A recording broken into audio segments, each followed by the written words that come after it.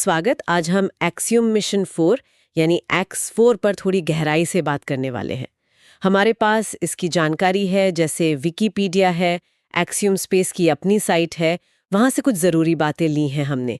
ये आईएसएस मतलब international space station के लिए चौथी प्राइवेट एस्ट्रोनॉट फ्लाइट है। एक्सियोम स्पेस इसे मैनेज कर रहा है स्पेसएक्स और नासा के साथ मिलकर। तो चलिए देखते हैं इसमें क्या है खास। बिल्कुल, ये बस एक और स्पेस फ्लाइट नहीं है। देखिए, एक्स 4 कई मायनों में अहम है, खासकर अगर हम प्राइवेट स्पेस सेक्टर की बात करें और जो ये देशों के बीच सहयोग हो रहा है उसके लिहाज से।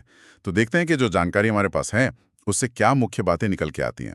तो सबसे पहले ये लॉन्च कब और कहाँ से हो रहा है, थोड़ा इसके बारे में बताइए। हाँ, तो मिशन का जो प्लान है वो 25 जून 2025 का है, सुबह 2:31 EDT यानी अमेरिका की ईस्ट कोस्ट टाइम के हिसाब से। जगह है फ्लोरिडा का Kennedy space centre, launch complex 39A से। और इसके लिए स्पेसएक्स का एकदम नया क्रू ड्रैगन कैप्सूल इस्तेमाल होगा। C213 कोड नेम है उसका, और रॉकेट तो फैल्कन 9 ही है। अच्छा, नया कैप्सूल।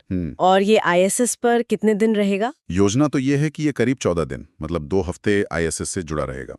पूरी फ्लाइट जो है वो शायद 14 से 21 दिन के बीच की हो सकती है, और उम्मीद है कि ये 26 जून के आसपास आईएसएस पर डॉक कर जाएगा, मतलब उससे जुड़ जाएगा।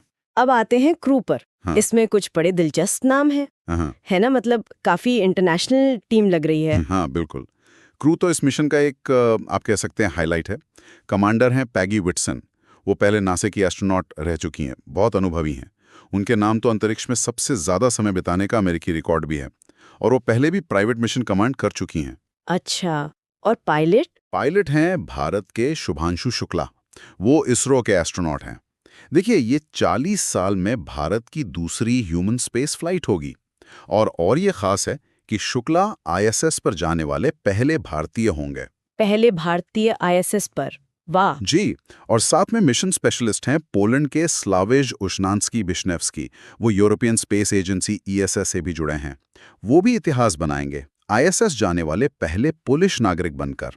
और एक और मिशन स्पेशलिस्ट हैं हंगरी के टिबॉयर कपू, वो आईएसएस पर जाने वाले पहले हंगेरियन होंगे। अरे वाह, मतलब भारत, पोलैंड, हंगरी, इन तीनों देशों के लिए 40 साल से ज्यादा के बाद ये पहली सरकार समर्थित आईएसएस उड़ाने हैं। ये तो इन देशों के लिए ह्यूमन स्पेस फ्लाइट में एक तरह से वापसी का जश्न है। बिल्कुल सही कहा। और ये देखना भी दिलचस्प है कि कैसे एक्सियोम जैसी प्राइवेट कंपनियां अब देशों को उनके स्पेस एम्बिशंस पूरे करने में मदद कर रही हैं। एक ऐसा काम जो पहले सिर्फ बड़ी सरकारी स्पेस एजेंसियां ही करती थी। और ये सिर्फ लोगों को भेजना नहीं है, इसके पीछे एक बड़ा साइंटिफिक मकसद भी है। हाँ, वो साइंटिफिक गोल्स क्या है? सुना है बहुत सारे एक्सपेरिमेंट्स हैं। हाँ, काफी ज्यादा हैं। इस मिशन में करीब 31 देशों के लगभग 60 प्रयोग शामिल हैं। इसमें लाइफ साइंसेज हैं, नई टेक्नोलॉजी का प्रदर्शन है, स्टेम आउटरीच है, मतलब साइंस, टेक्नोलॉजी, इंजीनियरिंग, मैथ्स को बढ़ावा देने वाले कार्यक्रम, और कॉमर्शियल साइंस भी। एक्सियोम के जितने भी मिशन हुए हैं अब तक, उनमें ये सबसे बड़ा R&D पेलोड है, सबसे महत्वाकांक्षी। और आपने शुरू में बताया था कि ये क्रू ड्रैगन C213 कैप्सूल की पहली उड़ान है। ये क्यों अहम है? हाँ, सही कहा। ये स्पेसएक्स की जो क्रू ड्रैगन सीरीज है उसका ये 5वां और आखिरी नया कैप्सूल है। इसमें कुछ सुधार भी किए गए हैं, जैसे सामान रखने की जगह बेहतर है, propulsion सिस्टम मतलब थ्रस्टर्स ज्यादा एडवांस्ड हैं, और इसे ज्यादा मजबूत और बार बार इस्तेमाल लायक बनाने के लिए डिजाइन में भी कुछ बदलाव हैं। तो ये दिखाता है कि प्राइवेट स्पेस फ्लाइट टेक्नोलॉजी कैसे लगातार बेहतर हो रही है। अच्छा, ये लॉन्च में कुछ देरी भी हुई थी ना? मुझे याद आ रहा है पहले डेट कुछ और थी। हाँ, हुई थी। पहले प्लान 11 जून का था, फिर 22 जून हुआ। दिक्कतें आईं। एक तो फैल्कन 9 रॉकेट में लिक्विड ऑक्सीजन लीक की बात थी, और फिर आईएसएस का जो रूसी ज़ेज़्विज़्डा मॉड्यूल है उसमें एयर प्रेशर में थोड़ा लीक था। तो इन वजहों से टालना पड़ा। स्पेस मिशंस में ऐसा होता है, सेफ्टी सबसे पहले है। लेकिन अब नासा, एक्सियोम, स्पेसएक्स सबने मिलकर 25 जून की तारीख पक्की कर दी है। ये सब सुन के तो लग रहा है कि मिशन बस कुछ लोगों को स्पेस में भेजना भर नहीं है। इसका मतलब काफी बड़ा है। निश्चित रूप से ये मिशन दिखाता है कि एक्सियोम जैसी प्राइवेट कंपनियां कैसे न सिर्फ आईएसएस तक पहुंचने के नए रास्ते बना रही हैं, बल्कि दुनिया भर के देशों के स्पेस प्रोग्राम्स के लिए भी मौके बढ़ा रही हैं। यह दिखाता है कि कैसे public private partnership space exploration का भविष्य बन रही हैं या बन सकती है। तो अगर हम सारी बात को समेटें, एक्सियोम मिशन 4 एक बहुत जरूरी प्राइवेट फ्लाइट है।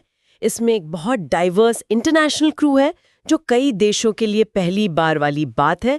इसका एक बड़ा साइंटिफिक एजेंडा है और ये स्पेसएक्स के सबसे नए क्रू ड्रैगन कैप्सूल की पहली उड़ान भी है। बिल्कुल। ये मिशन सही मायनों में प्राइवेट स्पेस ट्रैवल और इंटरनेशनल साइंटिफिक कॉपरेशन के एक नए चैप्टर का सिग्नल है। और जाते जाते हमारे सुनने वालों के लिए एक सोचने वाली बात छोड़ जाते हैं।